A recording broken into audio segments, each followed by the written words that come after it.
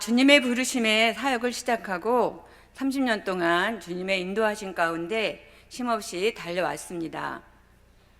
하루는 새벽에 마음의 무거운 짐으로 기도할 때 주님은 제 마음에 이 말씀을 생각나게 하셨습니다. 지금까지 너와 함께한 은혜의 자리에서 그 은혜를 기억하라는 주님의 위로하심에 감사하면서 많은 눈물을 흘렸던 적이 있습니다. 이 시간 주님의 그 은혜를 생각하며 기억나게 하시는 은혜라는 제목으로 말씀을 나누겠습니다. 여러분은 이 땅을 마지막으로 떠날 때 사랑하는 이들에게 무엇을 남길지 생각해 보셨는지요?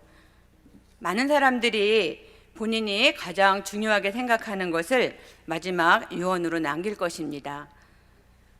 고 오카노 목사님께서 폐암으로 73세에 초천하시면서 이러한 명언을 남기셨다고 들었습니다.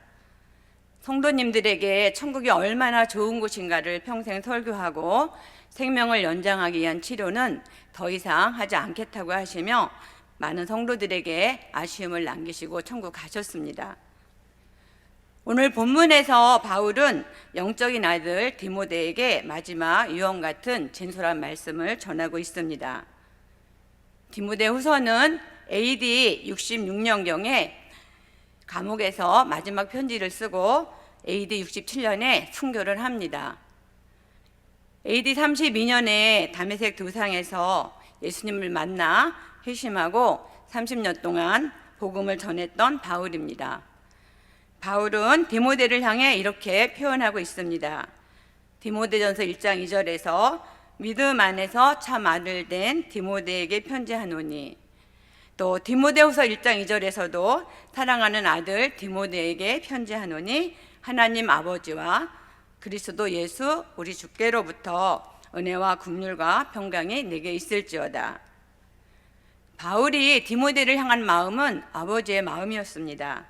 바울은 편지를 쓰면서 자신의 삶이 얼마 남지 않았다는 것을 알았을 것입니다. 영적인 아들 디모데를 생각하며 기도하는 바울은 이렇게 부탁하고 있습니다.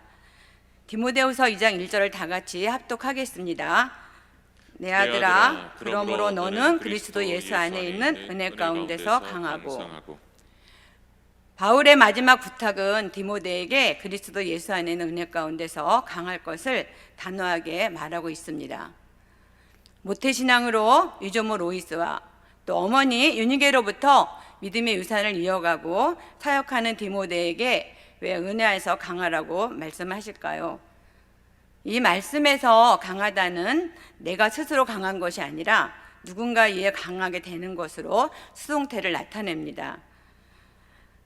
내 힘이 아닌 주님으로부터 주어지는 강력한 은혜입니다. 그 근원이 바로 그리스도 예수 안에 있는 은혜 가운데서 주어지는 풍성함과 충만함으로 나타나고 있습니다. 또 강하다의 시제는 현재 시제로 두 가지 의미가 있습니다. 하나는 지속적으로 강해지는 것을 말합니다. 또 하나는 그 은혜 안에서 계속 머물러 있어야 함을 말씀하는 것입니다. 강함은 성령님께서 주시는 강력한 은혜의 손길 속에서 지속되어지는 은혜를 나타냅니다. 바울은 디모데가 사역의 자리에서 주님의 은혜 가운데 충만하도록 기도하고 있지만 부르심 앞에 만족하지 말고 더 나아가 깊은 은혜의 자리에 거할 것을 말씀하는 것입니다. 우리 모두가 교회 공동체 안에 있지만 은혜의 크기는 사람마다 다를 것입니다. 박지성 축구 선수가 자서전을 쓰면서 더 큰 내가 되기 위해 나를 버려야 한다는 말을 했습니다.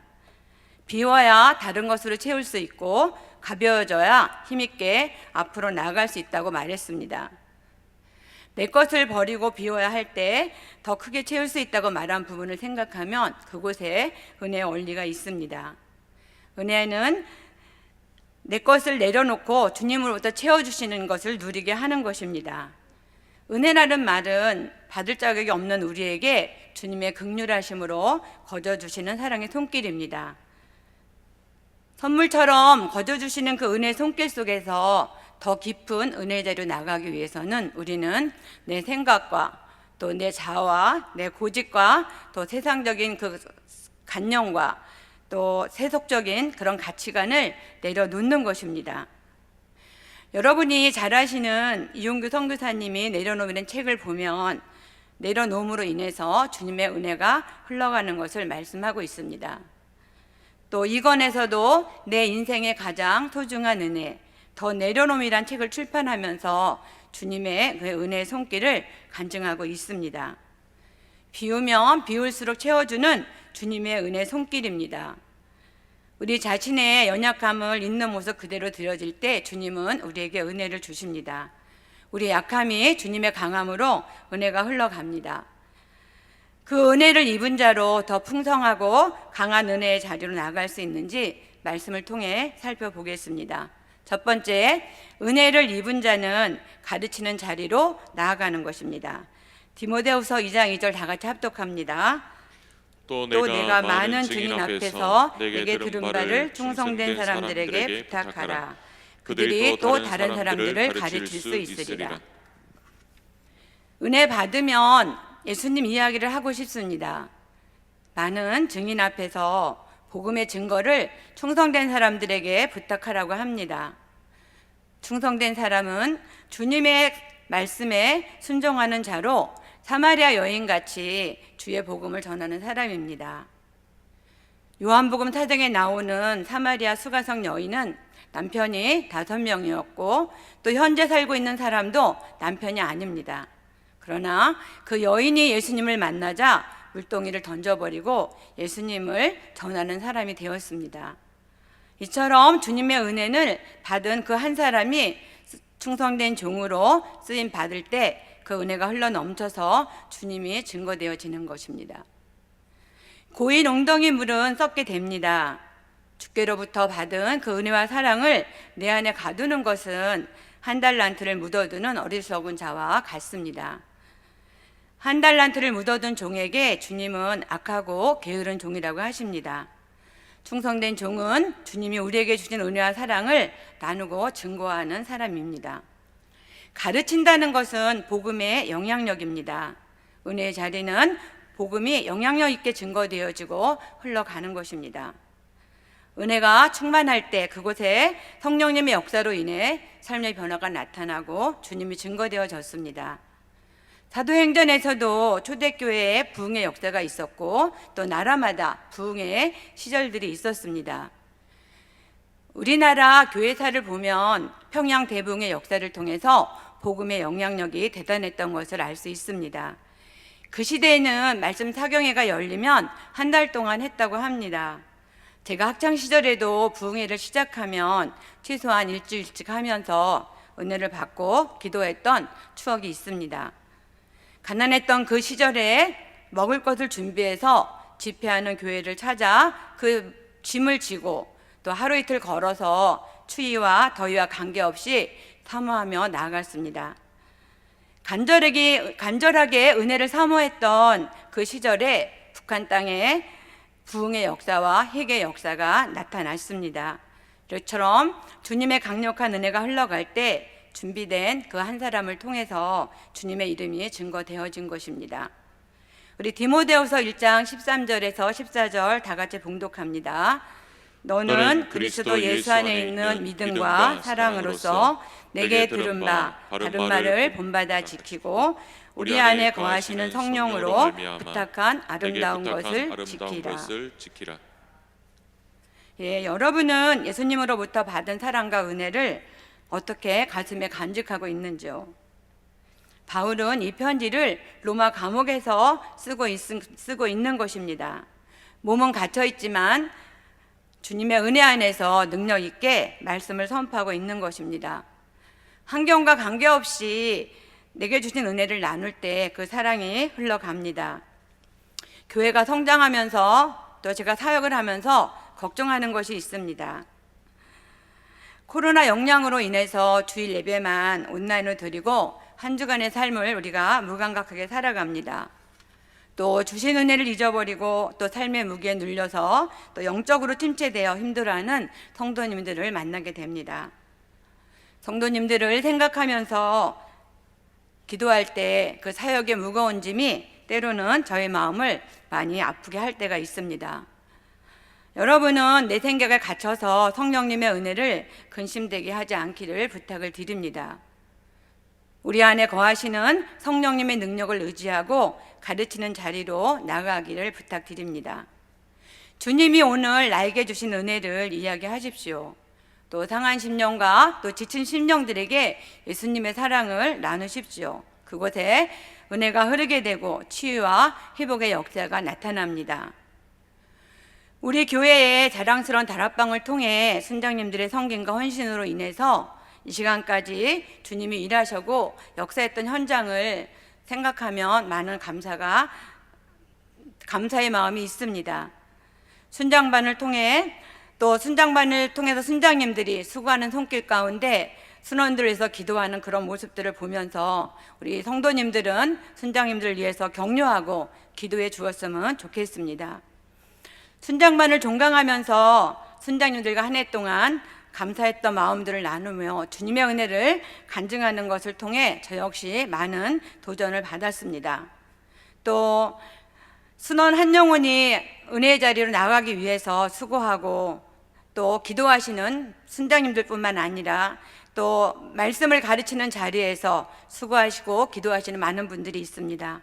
그런 분들이 함께 하셨기 때문에 우리 교회가 아름답고 든든하게 이 시간까지 세워져 가고 있습니다. 그 은혜가 우리 모두에게 흘러가기를 축복합니다. 두 번째는 은혜를 입은 자는 고난의 은혜에 동참하는 것입니다. 디모데후서 2장 3절에서 너는 그리스도 예수의 좋은 병사로 나와 함께 고난을 받으라고 말씀합니다.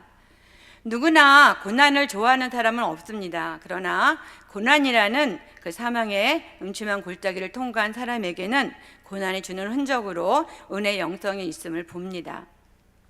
본문에서 고난을 받으라고 하시면서 세 가지 비유를 말씀합니다. 첫 번째는 병사로 복무하여 모집한 자를 기쁘게 하는 것입니다. 또 두 번째는 경기하는 자가 법대로 경기하여 승리의 면류관을 받는 것입니다. 세 번째는 부지런히 수고하는 농부가 일해서 열매를 거둔다고 말씀하고 있습니다.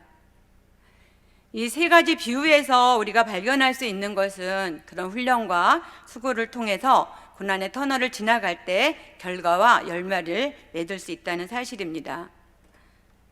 고난은 훈련이라는 시간을 필요로 합니다.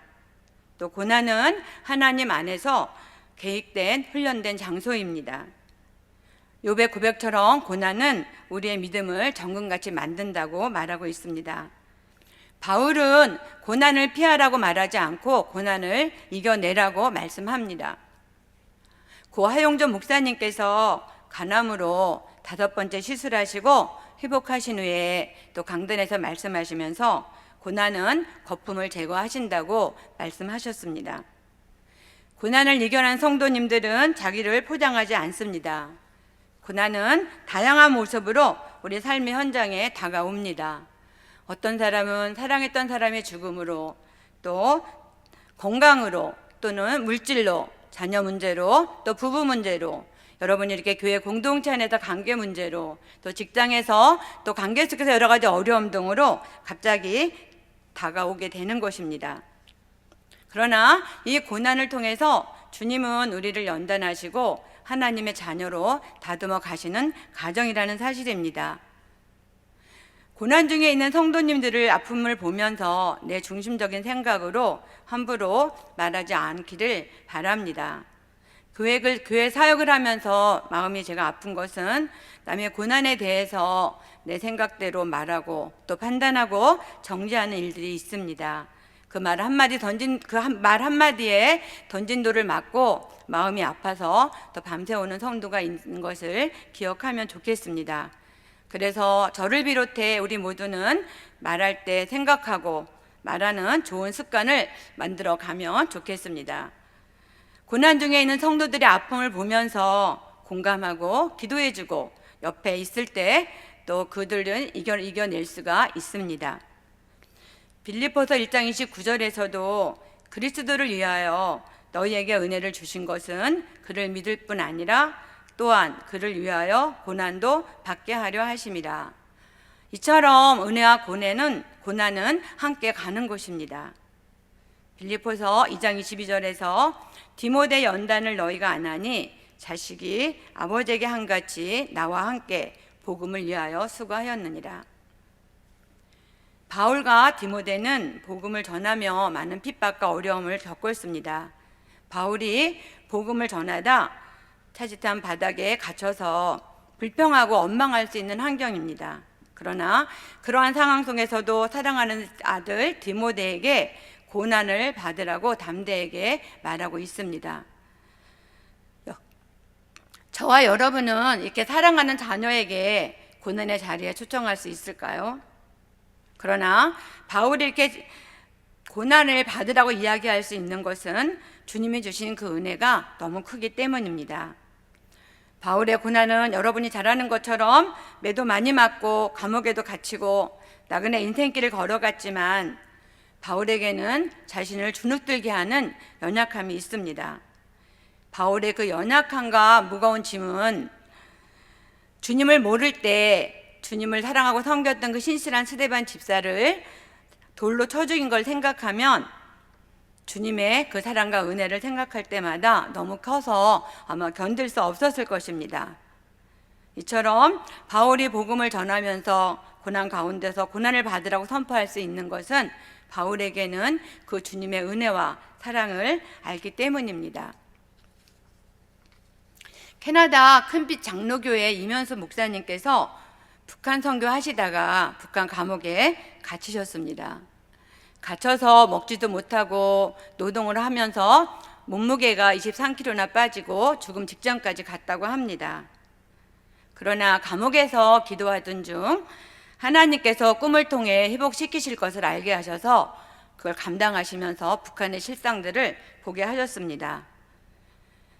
3년 가까이 되는 32개월 만에 감옥에서 나오시고 살아 역사하시는 주님의 은혜를 간증하시고 있습니다. 또 선교와 통일에 대한 비전을 주시고 또 교회와 나라를 위해서 강력하게 기도할 것을 말씀하고 있습니다. 목사님께서 이 고난을 겪으시면서 자신이 얼마나 그만한 사람이었음을 깨닫게 되었다고 고백하고 이 시간이 있음을 감사하다고 간증하고 있습니다. 고난은 우리를 은혜 안에 거하게 하시는 하나님의 선물입니다. 고난은 주님을 바라보게 하는 은혜의 자리로 나가게 하신다는 사실입니다. 고난의 보따리에 은혜라는 보배가 있음을 기억했으면 좋겠습니다. 고난은 우리의 인생과 생명을 걸 만큼 주님 안에서 그 고난은 값진 것입니다. 많은 믿음의 선배들이 그 길을 걸어갔습니다.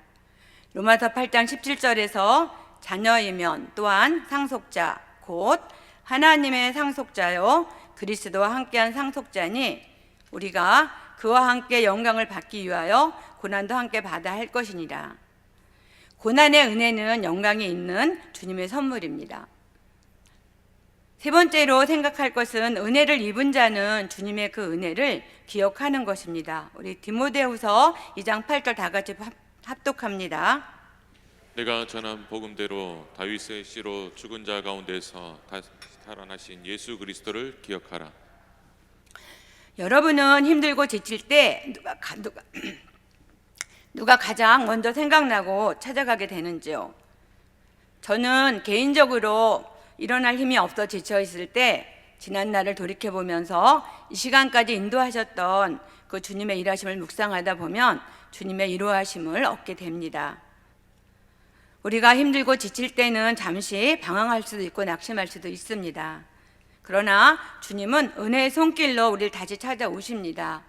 우리가 갈 길을 몰라 답이 없어 막막한 그 시간에도 주님은 말씀이 생각나게 하시고 또 은혜의 손길로 이끌어 주십니다. 주님 앞으로 문제를 들고 나아갈 때 모든 일에 지혜를 주신다고 약속하고 있습니다. 우리가 읽었던 본문에 디모데서 2장 7절에서 내가 말하는 것을 생각해 보라 주께서 내게 총명을 주시리라 이렇게 말씀합니다. 막막함에 갇혀 있을 때도 우리의 갈 길을 인도하시고 역사하시는 주님이라는 사실입니다. 오늘 말씀에서 다윗의 씨로 죽은 자 가운데서 다시 살아나신 예수님을 기억하라고 말씀합니다. 다윗의 씨는 구약에서 언약의 말씀으로 선포하고 약속하신 그 예수님입니다. 이 땅에 오셔서 우리를 위해 죽으시고 다시 살아나신 주님이라는 사실입니다. 창세기 17장 1절에서 27절까지 있는 짧은 본문 안에 언약이라는 말씀이 10번 나옵니다. 전능한 하나님이 나타나셔서 아브라함에게 주시는 약속의 메시지입니다. 믿음의 조상 아브라함에게 영원한 언약을 이루고 또 영원한 기업이 되어주실 것을 약속하고 있습니다. 언약하신 말씀은 꼭 이루어집니다. 바울은 디모데를 향해 주님의 은혜를 생각하고 기억하라고 말씀하는 것입니다. 살아 역사하시는 주님의 은혜를 기억하라고 말씀하고 있습니다. 이유는 우리가 믿음의 여정 가운데 능력의 주님을 잊어버리고 살 때가 많이 있기 때문입니다. 우리가 은혜를 잊어버리면 주님보다는 현실 문제에 갇히는 것이 우리의 연약한 모습입니다. 문제가 있을 때 내가 현재 붙잡고 있는 것이 무엇일까 생각해 보면 그것이 내 믿음의 상태라고 생각합니다. 은혜의 자리에서 멀어질 때 주님은 우리에게 베풀어 주신 은혜를 기억하라고 말씀합니다. 우리가 코로나 사태로 인해서 2년 동안 영적으로 무너져 있습니다. 다시 은혜의 자리로 나가야 됩니다. 지금까지 인도하신 주님의 그 언약하신 말씀을 붙잡고 기억나게 하시는 하나님 은혜의 자리로 나아가는 것입니다. 말씀으로 언약하시고 그 약속을 지키시는 신실하신 주님이 그 은혜를 기억나게 하십니다. 기억나게 하시는 주님의 그 은혜를 이면하지 않았으면 좋겠습니다.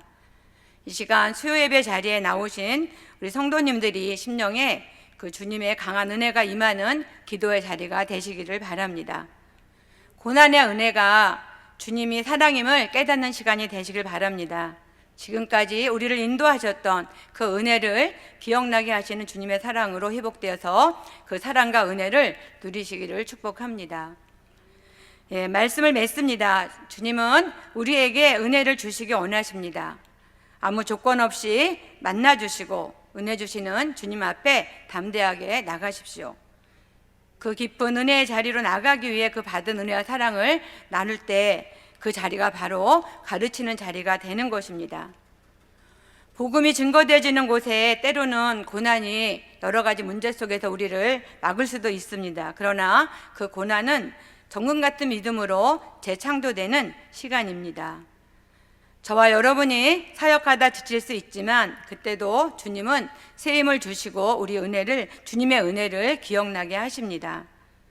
우리가 믿고 의지하는 주님은 지금도 동일하게 살아 역사하시고 인도하십니다. 우리가 이 시간 주 선한 능력으로 일어서리 찬양하며 주님 앞에 우리의 사랑을 고백하도록 하겠습니다.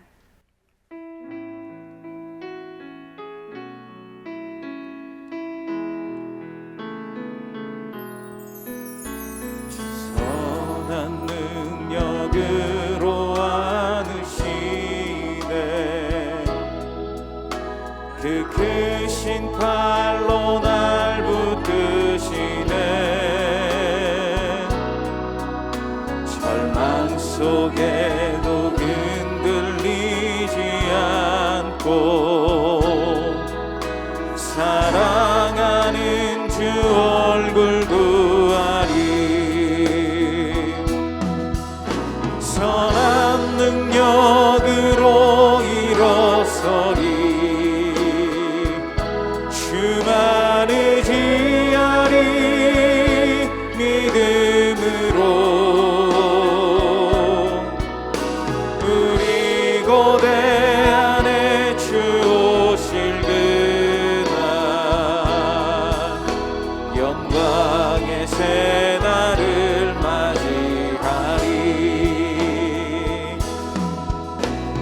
이전의 괴로움 날 애워싸고 고난의 길을 걷는다 해도 주님께 모두 맡긴 우리 영혼 끝내 승리의 날을 맞으리. 선한 능력으로 일어서리. 주만 의지하리. 믿음으로 우리 고대 안에 주 오실 그날 영광의 새날을 맞이하리. 주님이 마신 고난의 승자들 우리도 감사하며 받으리. 주님의 남은 고난 채워가며 예수와 복음 위에 살리라. 선한 능력으로 일어서리. 주만 의지하리. 믿음으로 우리 고대 안에 주 오실 그날 영광의 새날을 맞이하리.